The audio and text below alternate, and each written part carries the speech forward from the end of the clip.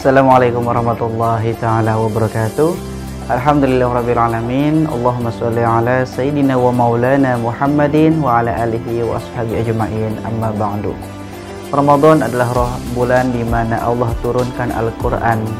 Hampir di setiap tempat orang-orang menyelenggarakan yang namanya Nuzulul Quran, waktu di mana Allah turunkan Al-Quran. Dan Allah jelaskan dalam Quran surat Al-Baqarah ayat 185, A'udzubillahi minasyaitonirrajim. Bismillahirrahmanirrahim. Syahrul Ramadan alladzi unzila fihi al-Qur'an hudal linnas wa bayyinatin minal huda wal furqan. Al-ayah. Wah, bulan Ramadan adalah bulan di mana Allah turunkan Al-Qur'an. Sahabatku yang dirahmati Allah Subhanahu wa taala, ketika kita membaca Al-Qur'an, maka ingat salah satu yang pernah disampaikan oleh Rasulullah SAW dalam Sunan At-Tirmidzi, dikatakan man qara'a harfan min kitabillah falahu bihi hasanah wal hasanatu asyru amsalihha la aqulu alif lam mim harfun wa lam mim harfun wa mimun harfun. Siapa orang yang membaca satu huruf dari Al-Qur'an min kitabillah, maka dia mendapatkan kebaikan, dan setiap kebaikannya bernilai 10 pahala. Kata Nabi, aku tidak mengatakan ketika ada orang membaca alif lam mim itu disebut satu huruf, melainkan alif satu huruf, lam satu huruf, dan mim satu huruf. Bayangkan kalau kita di bulan-bulan seperti biasa ataupun di bulan Ramadan yang tentunya ketika orang itu beramal maka akan dilipat gandakan pahalanya oleh Allah Subhanahu wa taala.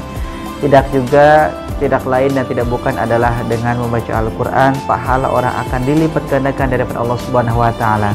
Bayangkan satu hurufnya saja 10 kebaikan. Kalau ada orang membaca Al-Quran dan itu bisa menghantamkan dalam kurun waktu 1 bulan, sepekan, maka pahalanya luar biasa.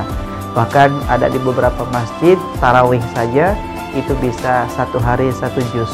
Bahkan ada juga yang sampai 3 kali menghatamkan Al-Quran dalam 1 bulan. Luar biasanya pahala orang yang membaca Al-Quran.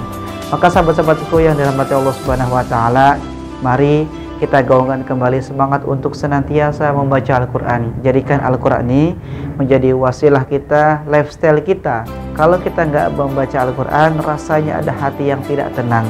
Kalau kita membaca 1 hari saja, sejam saja, ataupun dalam 1 hari yang sama nggak baca Al-Quran, rasanya ada hati yang kosong. Maka hiasi hati kita dengan terus membaca Al-Quran. Syukur-syukur bisa juga dengan terjemahnya, dengan mempelajari tafsirnya, bahkan kalau bisa kita mengamalkan Al-Quran. Mudah-mudahan kita termasuk orang-orang yang disebut dengan Shahibul Quran, yang kelak akan mendapatkan syafaat dari Al-Quran. Terima kasih, mudah-mudahan bermanfaat.